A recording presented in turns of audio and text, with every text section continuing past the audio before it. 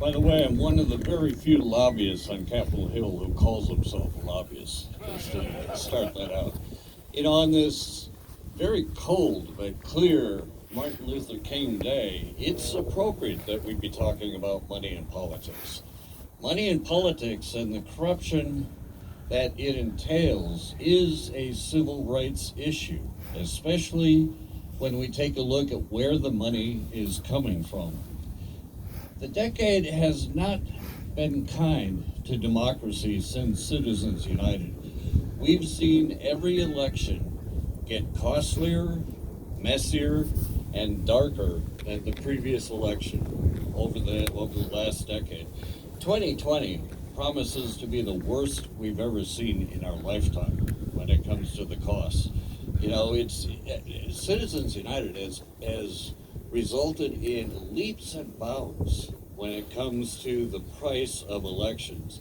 2020 will likely be, and you've heard it from others who have addressed you so far in this cold day, that 2020 will probably reach $10 billion to elect our president and our Congress. $10 billion. That's scary enough. But what's genuinely concerning is, where does that money come from?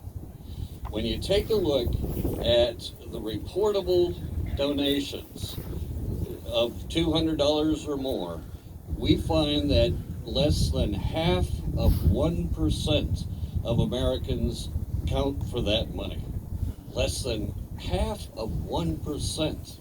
And if you take a look at the demographics of who those people are, they tend to be very rich old white guys who live in DC, New York, San Francisco, or Chicago. These are the people that are paying for our elections and electing our government. But wait, it gets worse. Because of Citizens United, we've seen this huge leap in outside spending by nonprofit groups as well as super PACs. But super PACs have become the bulk of the outside spending. These are unregulated entities, for the most part, that can accept unlimited contributions from any source and spend it to affect our elections. They often outspend even candidates in political parties in particular races. Public Citizen did a study on who is financing these outside groups, the super PACs, and we were able to identify 25 people provide 47% of all the money super PACs have spent since Citizens United. 25 people are the ones who are paying the bulk of the outside money that determines that helps influence how we're going to vote.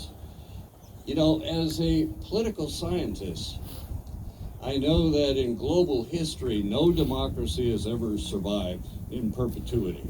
They've all perished at one point or another. They come back, others start new, but none has ever made it all the way. 2020 strikes me as a turning point for American democracy. I swear it's not time for us to meet that fate yet. We can fix this. There are options available. There's the Democracy for All amendment that all our groups are working on to reverse Citizens United. There's a legislative package called H.R. 1 that would provide public financing, disclosure, voting rights, basically address most of the problems that Citizens United has caused. So we have a chance to fix it.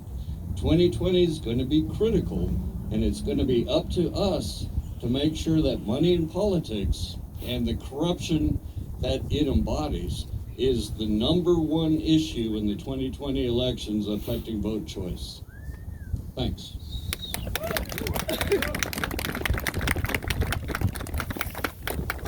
All right, thank you, Craig.